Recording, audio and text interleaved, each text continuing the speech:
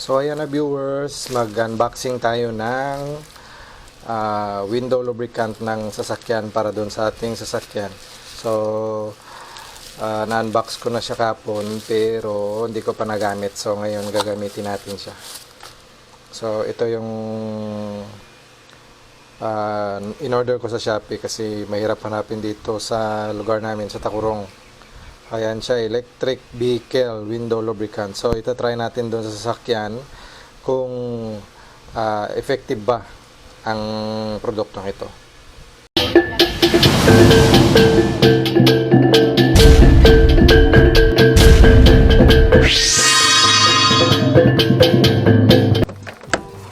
So ayan na viewers, pipwesto muna natin para maganda ang pag-ayos natin.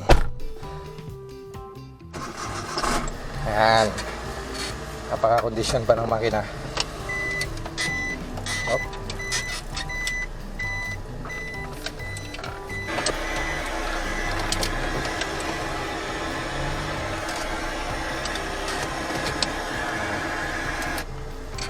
Oh, pwede na yan.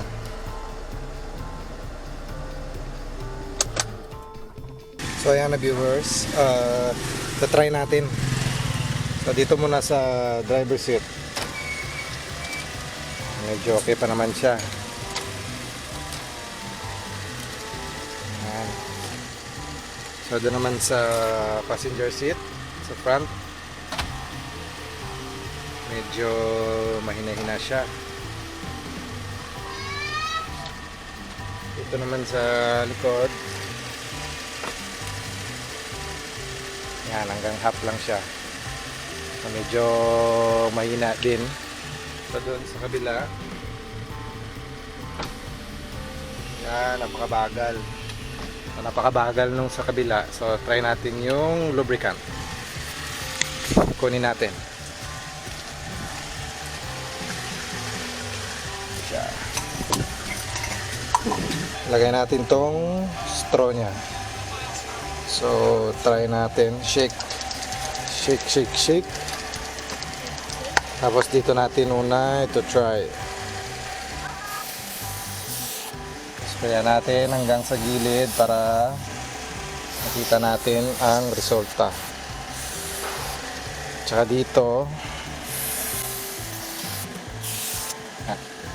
at ng gulo ay sprayan natin para sigurado. Tsaka pati nga dito sa side mirror, pwede din dito. Lubricant. Tapos kailangan natin pati sa loob para sigurado. Yan. So naka-fold pala ito mga upuan niya. So ito yung kagandahan ng minivan. Multi-function. Tapos dito sa loob, sprayan din natin. Yung medyo mabagal eh. Yan. Tsaka pati dito sa kabila. Sprayan na natin lahat.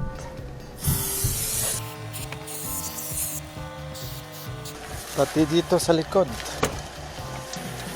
Ito yung nakikita ko sa video eh. Pati dito, kailangan sprayan natin.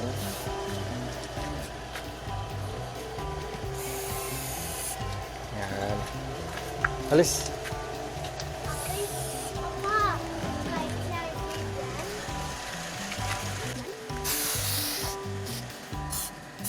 Kasi sa katagalan ng sasakyan, parang tumitigas itong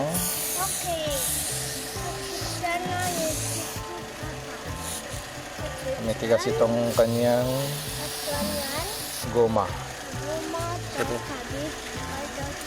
Tsaka dito. Tingnan natin kung effective itong produktong ito. Kasi nakita ko lang ito sa Shopee.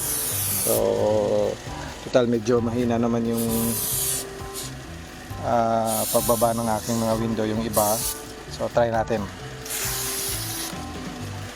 Sa labas at sa loob kailangan natin sprayan para sigurado. Yan. Ito pa. Alis. Ito pa ang power window niya.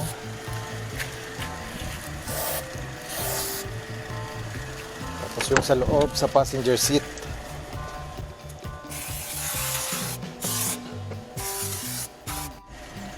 So, tingnan natin kung may oras ba dito na nakalagay kung gaano katagal bago natin i-try. So, ayan ang nakasulat. Hindi natin maintindihan. So, ang gagawin natin is try natin mga kahit 1 minute or 2 minutes lang.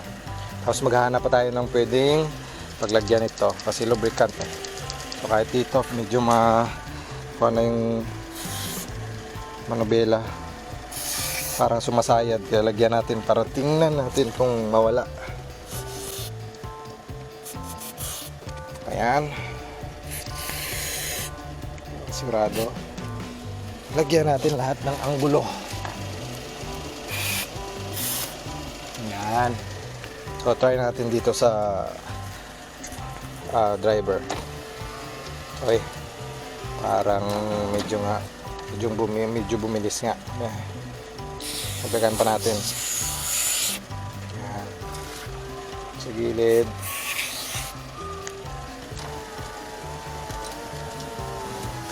Ayan, medyo bumilis nga. Ito sa kabila. Hop. Baka ilang ulit pa bago siya maging bago siya mag-function ng mabuti. So, dagdagan natin.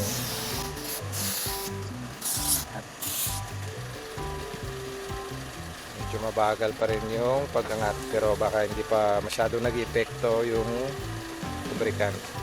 So, ulit-ulitin natin. Pero medyo bumilis yung pagbaba niya, yung pataas lang medyo hindi pa.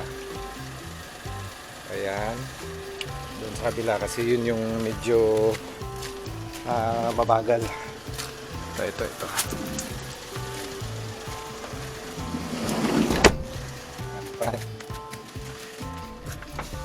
Yun, medyo bumilis nga pero yung pataas medyo nag-improve din naman pala. Yan, yung pataas medyo ayan, so ulit-ulitin lang natin para bumaba yung lubricant. Kahit pa paano is nag-improve din siya guys. Medyo bumibis din yung pagbaba niya. Yung pataas naman is medyo rin improvement kahit paano. So yung sa driver seat, yung sa passenger seat. Ayan. So dagdagan pa natin kasi marami pang laman. Tapos ulit-ulitin natin.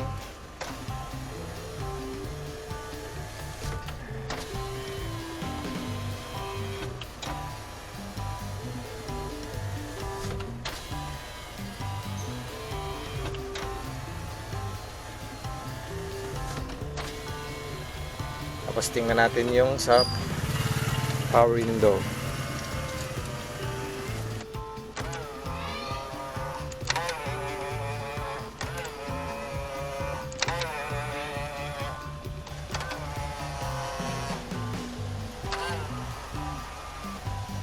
At sa window,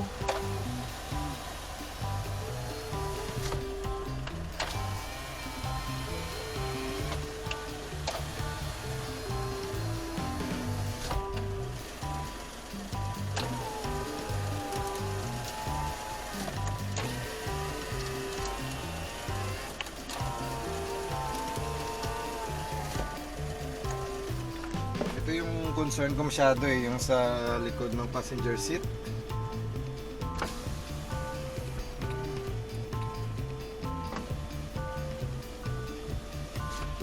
Yung paangat niya ang medyo mahina pa rin pero yung pababa niya is medyo nag-improve. Sa kabila sa likod ng driver seat.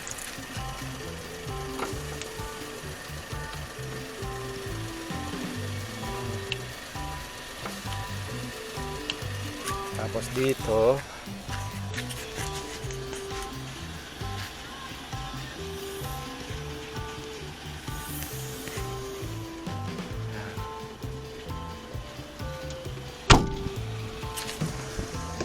try natin. Yun. Nag-improve. Medyo bumilis. So ito yung pangalan niya, viewers, Auto Accessories Rundong Electric Vehicle Window Lubricant. So somehow may improvement yung mga window natin. At mukhang may sira. At ang masasabi ko dito sa produktong ito is effective naman siya. Rate natin mga 7 out of 10. 7/10 ang rate natin dito sa produktong ito. So, inchik siya, no? Ayan. Order ko to sa Shopee ng 86 ata ang presyo nito. Tapos may shipping fee papunta dito sa amin sa Sultan Kudarat. Kaya naging 158 lahat. So, ayan na viewers. Meron akong in-order na pang linis ng seat cover. So, abangan nyo yung video nun kasi try din natin yung mga produktong ganun para sa yung foam cleaner para sa car seat. So abangan nyo kasi hinihintay ko na lang yung dumating. So try natin kung talagang malilinisan niya itong mga upuan kasi nga kailangan hindi lang sa labas maganda tingnan, pati na rin sa loob. Tsaka dapat mabango para komportable tayo sa pagbibiyahe at hindi mabaho yung loob ng sasakyan natin. So try natin yon. Abangan nyo yun na viewers. Ang video ko na yon pagdating ng produkto.